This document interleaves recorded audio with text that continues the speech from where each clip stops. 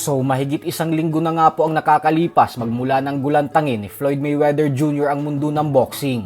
Matapos nitong sabihin sa publiko na ang nakatakdang laban nila ng ating pambansang kamauman ni Pacquiao sa September 19 ay isang exhibition fight lamang. Salungat sa official announcement na nilabas ng Netflix at maging ni Pacquiao na isang lehitimong professional fight. At ngayon nga po ay naglabas ng update ang kampo ni Pacquiao at sinabing lumabag na umano si Mayweather sa napagkasunduan nila sa kontrata nang dahil sa mga pahayag na binitawan nito. Kaya naman muling nagbanta ang Team Pacquiao na isang matinding kabayaran ang kakailanganin ni Mayweather gawin kapag nagpatuloy pa ito sa mga pinagagagawa niya. Ayon sa kampo ni Pacquiao ay mabigat na penalty umano ang haharapin ni Mayweather dito at hindi umano biro ang mga damages nito dahil aabot umano ito sa $100 million o mahigit 6 billion pesos. At kailangan itong pagbayaran ni Mayweather sa oras na hindi nito panindigan ang pinirmahan niyang kontrata na totoong laban kay Pacquiao. Bukod dyan ay hindi pa umano kasama yung pagtanggap nito ng down payment ng 3 beses sa magkakaibang okasyon. Dahil sa bawat pirma nito ay tumanggap umano ito ng down payment. Kaya wala daw itong magagawa kundi harapin si Pacquiao sa September 19 sa isang totoong bakbakan. Samantala, naglabas naman nga po ng artikulo ang Yahoo Japan patungkol sa ating pambato na si former Unified IBF and WBA Super Bantamweight Champion Marlon Tapales. At base nga po sa kanilang nilabas na balita, ay kinumpirma nito na dahil umano sa hindi sumabak sa ikalawang pagsalang sa timbangan si Tapales para abutin ang napagkasunduan na 123.5 pounds catch weight limit sa laban nila ni Yukimura Oguni. Kaya naman nagdesisyon ng Japan Boxing Commission na suspendihin ng 6 na buwan si Tapales sa bansang Japan.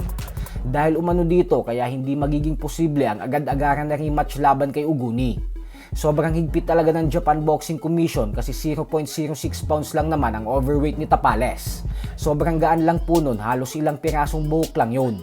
Pero hindi pa rin nila pinalagpas at pinarusahan pa din nila si Tapales. Dapat pala ay hindi nakinig ang kampo ni Tapales sa sinabi ng kampo ni Oguni na wag nang subukan kunin yung timbang.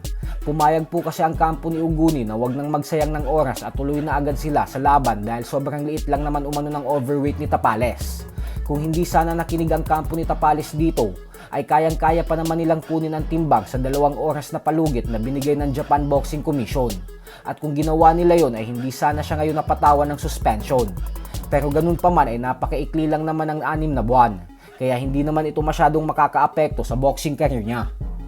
Sa kabilang banda naman mga idol ay matapos nga po ng official announcement kanina na kasado na ang bakbakan sa pagitan ng undefeated top super bantamweight contender Carla Martin at ng kapwa Pinoy boxer na si Carlo Demesilio na siyang nakatakdang ganapin sa May 16 ay sinabi din po ni Wonderboy sa press conference kanina na handa na umano siyang labanan ng Pinoy boxing legend, former 4 division champion Nonito Donaire Jr. kung sakaling mabigyan siya ng pagkakataon. Paliwanag ni Wonderboy na tatanggapin niya umano ang hamon kapag inalok ito sa kanya. Bukod dyan ay sinabi rin ni Martin na mas mainam umano para sa kanya na lumaban sa matitibay na kapwa Pinoy boxer kaysa sa kumuha ng dayuhang boksingero na mababa naman ang kalidad. Ang paparating na laban na ito ni Wonderboy ay magsisilbing paghahanda niya para sa planong world title fight sa hinaharap. So hanggang dito na lang po muna tayo mga idol.